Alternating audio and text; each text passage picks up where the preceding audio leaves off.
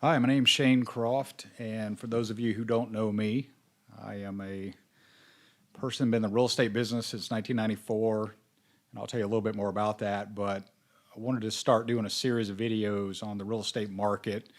The most common question people ask me is, "What's happening in the market?" What does that mean? That can mean a lot of things depending on who you are and what you own, or whatever the case may be. So my background, I was born in Marietta, Georgia. Went to the Citadel Military College. I moved to the Orlando area, 1994, in the mortgage business. Started there. I have worked in every aspect of real estate, from finance to private equity. I worked for one of the wealthiest individuals in the world, helping him buy hundreds of millions of dollars worth of real estate. I own real estate, quite a bit of it.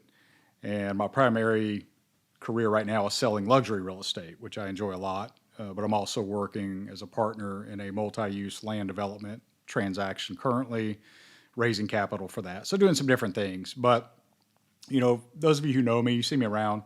I live in the Windermere area, which is a sort of affluent suburb of Orlando, southwest Orlando. And a lot of celebrities and athletes, things like that, live here. So it makes my job interesting because I deal with a lot of very interesting people. So, with all that said, let's talk about the real estate market.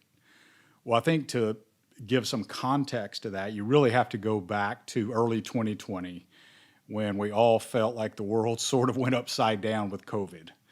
You know, Completely unexpected. No one could have imagined. I remember looking at predictions from 2019 as to what was going to happen in 2020. And of course, in hindsight, none of those things happened. No one could have guessed what COVID, that it was, A, it was coming, B, what it would do to the world. And it really created this chain reaction effect in the economy of course, inflation. We'll talk about that. Real estate values just absolutely ballooning unexpectedly. And rents, if you're a renter, incredible increases, a little bit scary, in fact. So I want to talk about all that. Let's go back to January, February 2020. Real estate market was it was normalizing after the crash of 2008, which I went through. And people didn't expect a market that was doing too much. And then suddenly this thing called COVID was announced. And the real estate market and the stock market and all these other things just came to a screeching halt. Everyone was scared. On the real estate side is, I don't want anyone in my home looking at it. I'm scared to have people here. I don't want to be in their home. No one knew how serious the illness might be at that point. So everything came to a grinding halt. And the federal government had really no option at that point. It just began pumping money into the economy to keep it going, to avoid a total collapse. There was no option. Now, we'll talk about how much was too much, because that came of how much money they put out there. But so suddenly, all these new things start happening, like remote work. And people, I'm not going to the office. I'm going to work out of my home. I need a larger home. And then, well, maybe if I can work anywhere, I'm going to move to a state with no income taxes or year-round warm weather like Florida, where I am currently. We saw a massive migration of people from all over the country, the Northeast especially, even the West Coast. Texas had the same experience, Arizona some as well. And that actually continues today, but it completely changed the state, our population, political dynamics, all sorts of things. And again, we'll talk about, I'm going to do a series of videos on these things, how that might affect us in the future. So money comes in, we start all these programs as we're going to start handing out money to keep things alive, and people started getting checks unannounced. Well, there's only one end result to that, and that's inflation. That's just the bottom line. And I'm not sure if the Federal Reserve and the federal government were sort of asleep at the wheel, but for 18 months, people who had the slightest knowledge of economics were saying, hey, this is going to cause some serious inflationary backlash. And the Fed, they called it, no, we're not going to have inflation. And then they started seeing it, well, it's transitory, it's going to be a very short period of time, to, well, it's not going to be too long, maybe a year. And now they're just panic fighting inflation. And we see that with how fast interest rates have gone up, and that's how you fight inflation. You raise interest rates to slow down how much money's moving around, because the more we borrow more money when interest rates are low. and that circulates into the economy, and everything starts burning a little hot. And that's what inflation sort of is. It's a simple explanation. But so what are the good sides of inflation? Well, the good side is if you own assets, stocks, real estate, etc., well, they go up in value for some period of time. And that happened. And any of us that owned homes saw gains that were just monumental.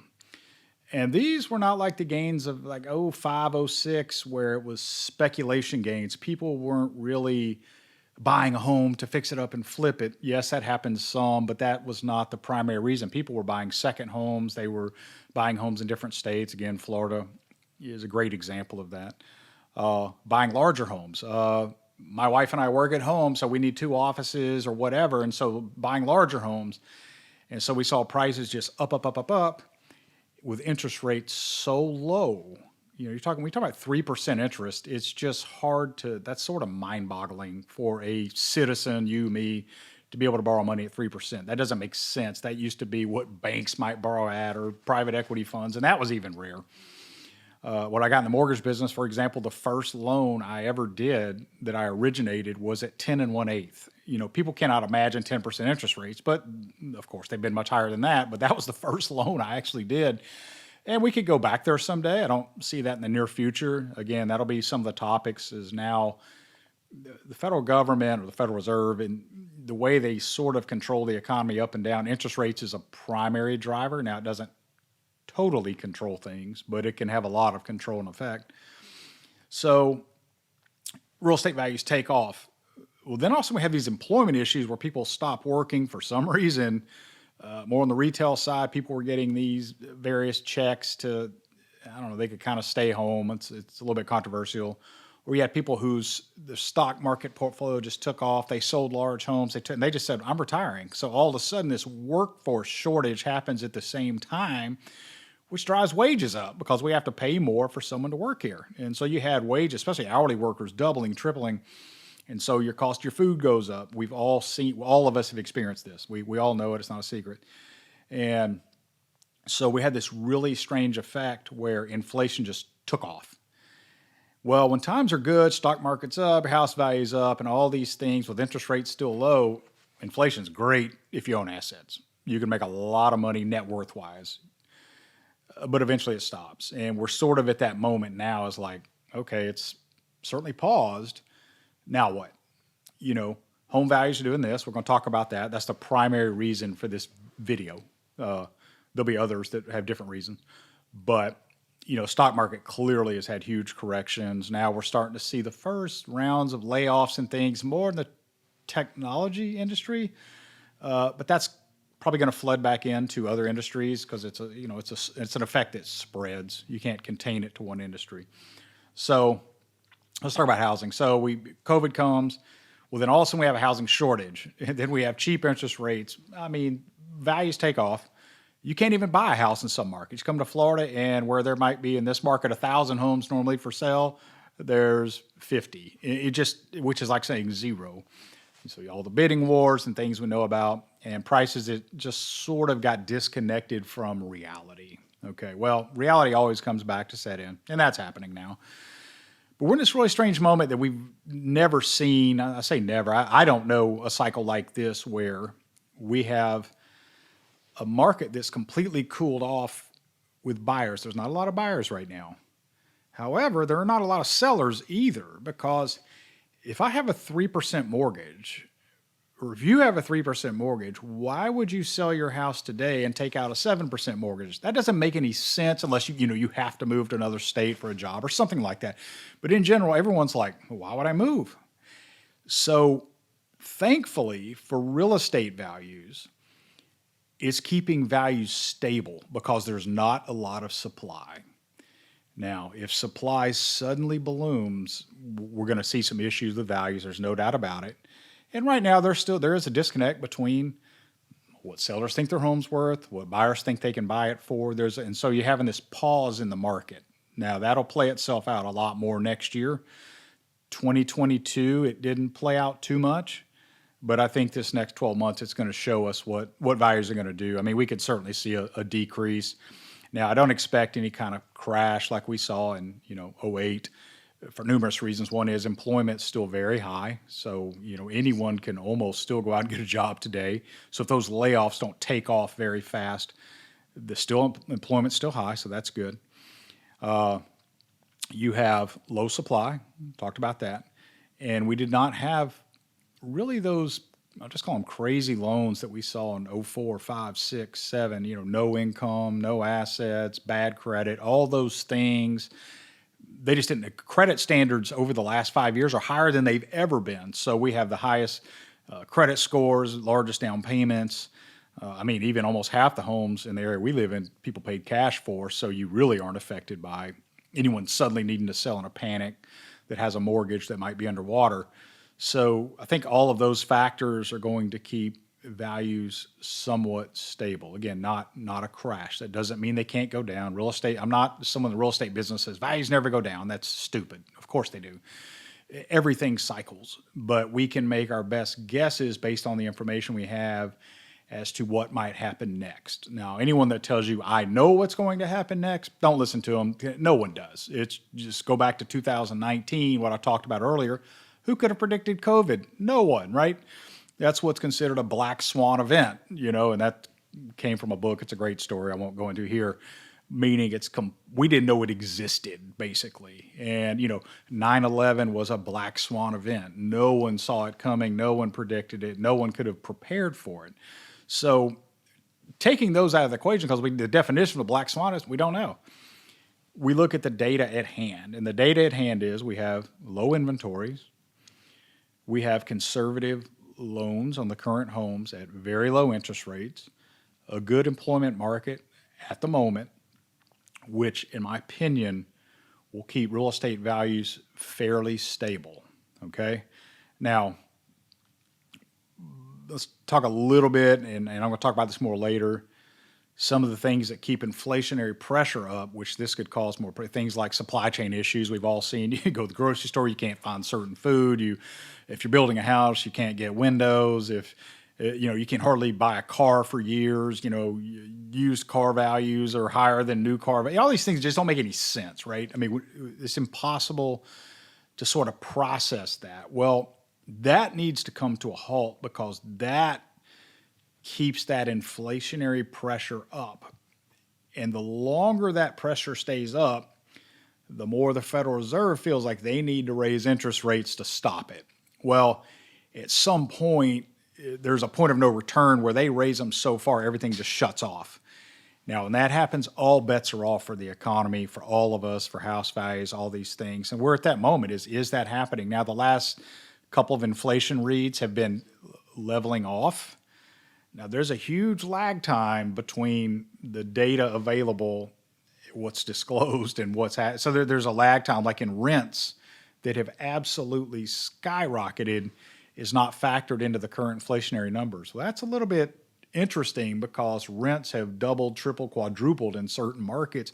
I own several rental properties, and the amount of money that you would get in rent today versus 2 years ago, I would say it's double. And it's actually crazy. So that pressure is a negative pressure. We need that we need a valve to release it. Now, hopefully that's happening currently.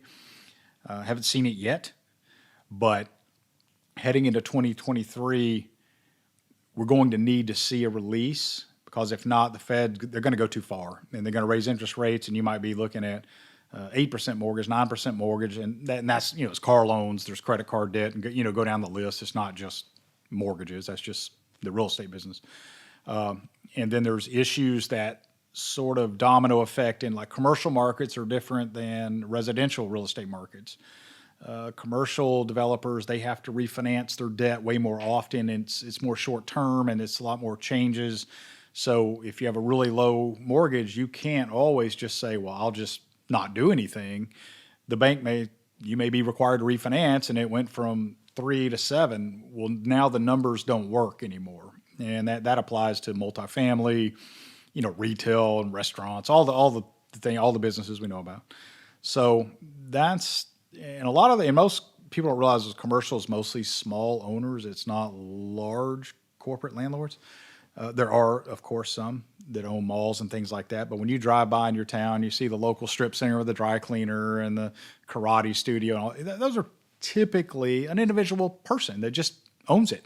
And so they're a lot more sensitive to really big changes in their interest rate, finances, loan terms, and they don't have a lot of power over banks necessarily, like the larger companies do.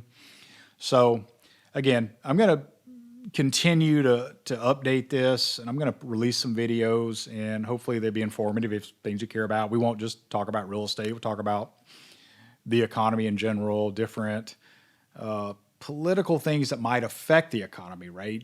Because depending on who's in the White House versus Congress and all these different things, and how much, one party might spend more money than the other or have different philosophy, well, that can affect things like inflation and debt and all the, we all know that, right?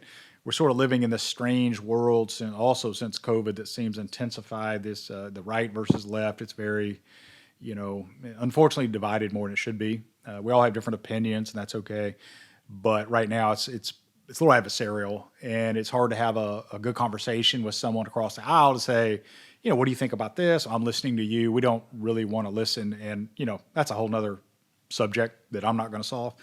But I think it's things we have to talk about in the public discourse because it affects the economy, which affects all of us, right? We care. Look, all of us just want to have a secure home with our family and have, good medical care, and our kids go to a good school. I mean, we all sort of want the same things. Now, there's different levels to that, right? You have extremely wealthy all the way down, but we all sort of want the basic same things, and those things are dramatically impacted by what's happened in the economy, which is dramatically impacted by what's happened politically. So that's my first update. I'm going to post some long form videos. I'm going to break some up in short form, like for TikTok, and short form on YouTube is a newer format, maybe some Instagram, things like that, to where you may not want to sit here and listen to me for 10 or 20 minutes. I get it.